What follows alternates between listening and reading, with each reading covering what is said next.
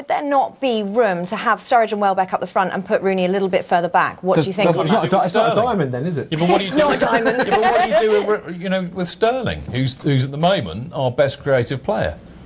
But Rob's point is, one of those players has got to be dropped. Yeah, Rooney. And you're saying out of the four, you're going with Rooney. Rooney's not going to be dropped. Rooney's a 28-year-old and a 35-year-old's He's body. not going to be dropped. Listen, I've been saying it for a long time, but Paul Scholes, who's obviously far more qualified than me to say it, has said it recently. Rooney's beyond his, over his best.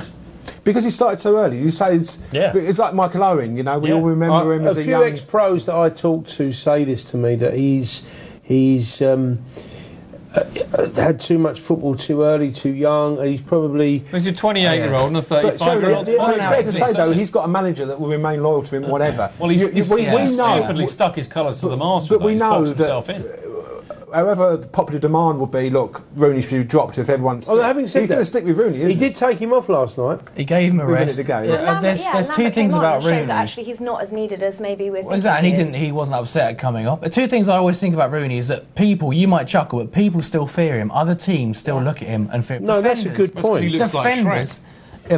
You'd be scared. I've met him. He was a lovely man in the flesh, very quiet, very humble man. Do you think? I think he might hold the team together. Do you think? I think he has that morale. He holds the team together. Really? He's a quiet leader, which might sound a bit of an oxymoron, but I think that other centre backs of other nations, they do fear him, even if he's not as fast as he was. You wouldn't want to be playing against him. So take Rooney out. Would you give the captaincy to Cahill or Hart? Yeah, Cahill. I'd give it to Cahill. Although Hart's a good shout. The fans love Joe Hart. He's really seen as one of them. The downside for me is having a goalkeeper as captain. Well, I don't see that. I'm going to drive through this captaincy question. I always believed it, but those are the days where you had the captain was an adjunct to the manager. There wasn't much backroom staff. You got 15 coaches, 34 masseurs, some beauticians around the corner. Now, you're talking about football. Yeah. All right. You don't need. Rooney's captain because he's the one that's been around for so long. You don't need it anymore. It's a sinecure. It's all for sponsors. It's a token. But Rob, so what you need now is you pick your best team. And you do what the Italians do. Who's got the most caps? There's the armband. But Rob, there's a counter argument to that. Anyway. David, at the moment it is. Rob, there's a counter argument to that, which says that and actually we had this about 4 or 5 years ago, that an international side, it's about leadership, and it's about leadership on the pitch. 3 or 4, 5, 6 years ago, we had 4 or 5 leaders on that pitch. Yes. In fact, we had about 3 or 4 club captains playing for England at the same time. Unfortunately, the captain was David Beckham.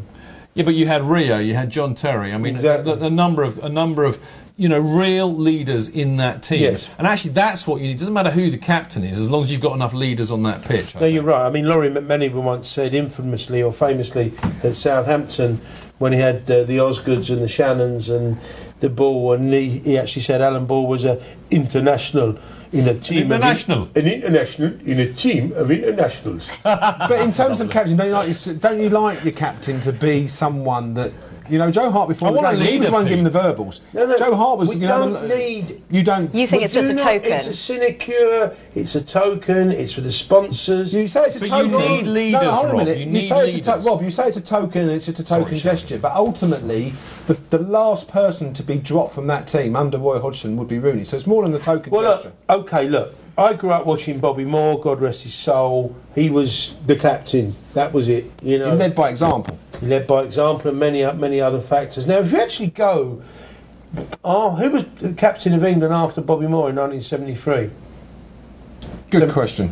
I don't know about that far. That's a good question. When Don Revie took over, in my recollection, I believe... Emlyn Hughes. Alan Ball makes Emlyn Hughes.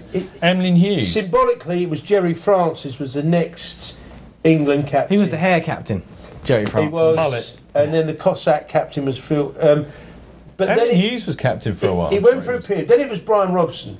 And he was Captain Marvel, all right?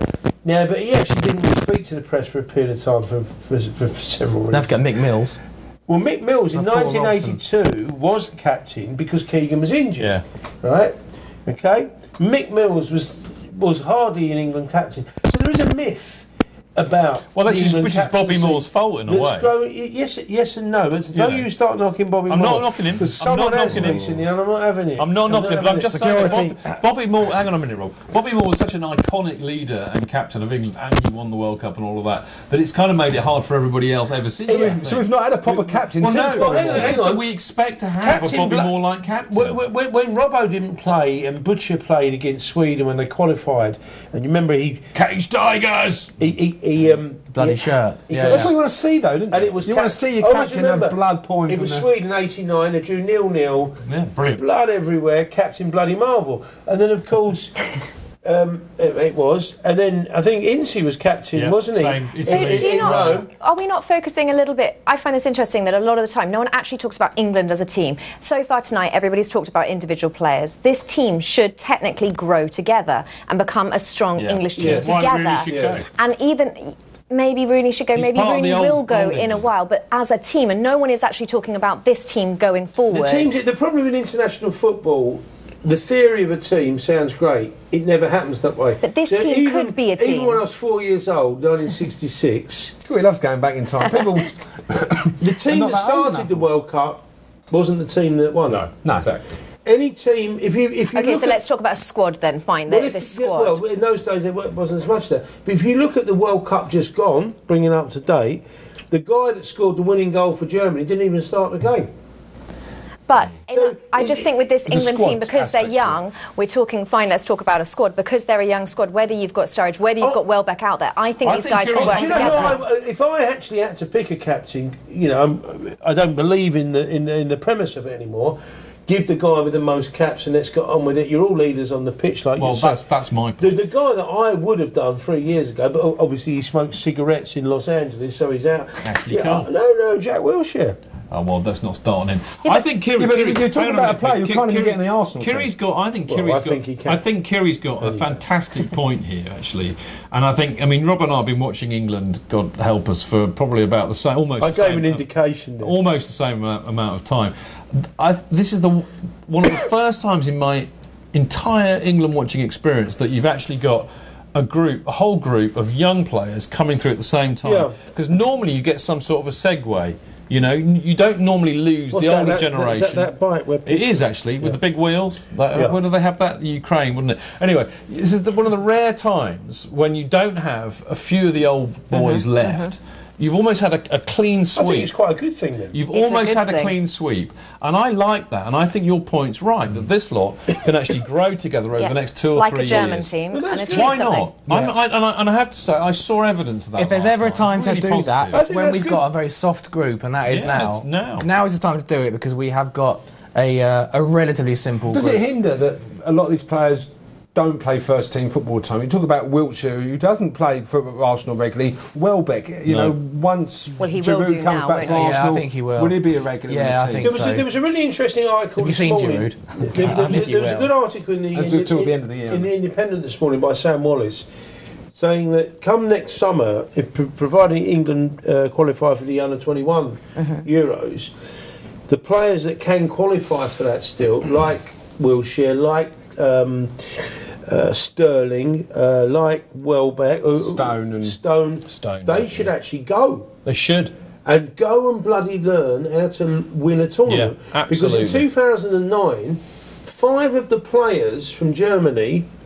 that won the World Cup 2 months ago, were in that team. 2 of them, I think Ozil and Neuer, had already made their debuts. But the German ethos was, go and learn how to be in a tournament, go and taste. But that's what an England team needs, is that grit, that sort of, that really... that tournament experience. Pretty much how the team in 66 evolved in 70. No. And then even 90, where I saw there were older players. Platt, Parker, Gascoigne, Waddle. Players now, even though they could qualify to play for that, they're more like, well, no, I won't. But they should be made to do that. That's the point. Yeah. What you're saying there is good. Maybe we have got. Let's not call it a golden generation. Let's just call it the diamond generation. Well, that's not. Everything's a diamond. But I mean, give them a chance to grow together, evolve as a team, and it's quite a hard amalgam. we've only got 20 players to choose from. Keep them as a close group. Would it be Diamond Jubilee in 2016?